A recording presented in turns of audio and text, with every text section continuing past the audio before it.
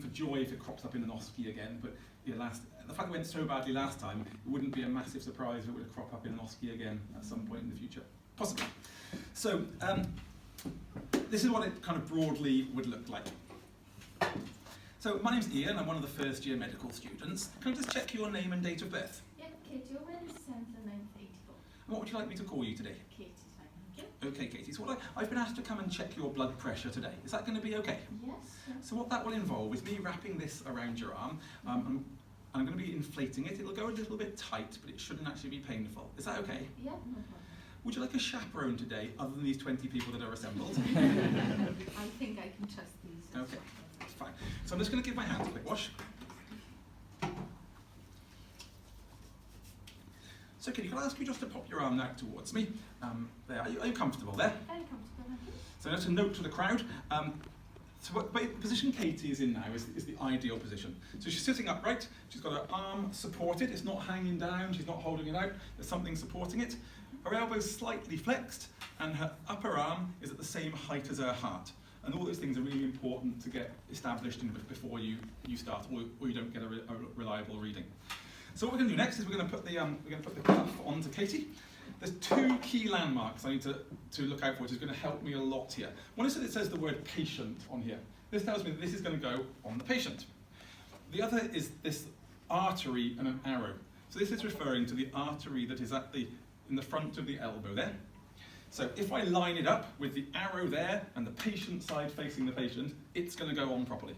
And make sure that Katie's arm is nice and exposed. So I'm going to pop it on there, the arrow lined up with the middle of her elbow, wrap it around snugly, not particularly tight, not too loose. It's just there so it's going to stay in place. The arrow is directly over her elbow.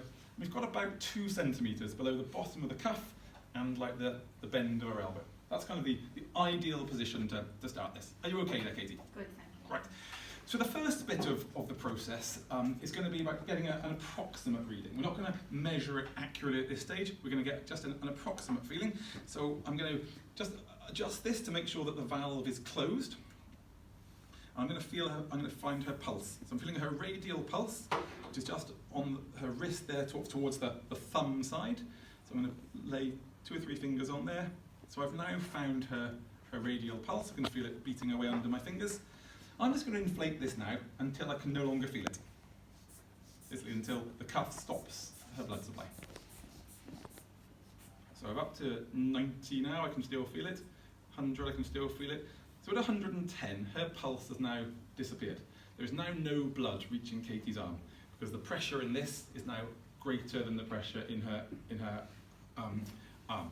So I know that her blood pressure is somewhere around 110 millimetres of mercury. So around 110. I'm going to relax that now just to let the blood come back into Katie's arm. Are you okay? So that tells me that her blood pressure is going to be roughly somewhere around 110.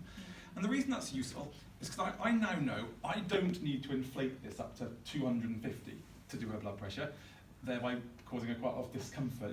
The higher you inflate this, the more painful it is, and we don't want to subject our patients to any unnecessary pain. So I know if I go a bit above 110, that's going to be okay. Actually, where we're going to take it to is whatever your approximation was, add 30, and that's where we're going to inflate it to. So 110 plus 30, 140. So I know on the next bit, I'm going to take it up to 140. So we're going to close this again. Now it's time to get the stethoscope out. So like we did last week, we're going to put it in our ears the right way around. And we're going to make sure we've got the big diaphragm chosen. And I'm just going to pop that onto where her artery is, and just where the arrow is pointing to. And now I'm going to inflate it up to 140.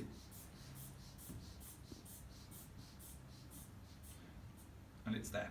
So at 140, there's nothing in my ears now, no noise, because there's no blood going into her arm.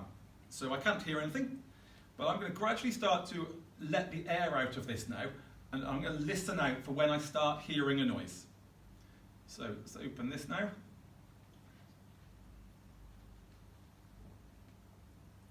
There we go, so it's starting to go down. Now 120, it's still silent. They got 112, I can now start to hear a beating noise in my ear. So I'm going to keep letting the air out slowly, now listening for when that beating noise disappears.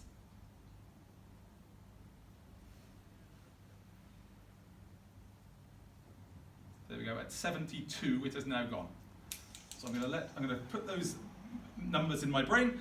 I'm going to let the air out. I'm going to take this off, Katie. There you go.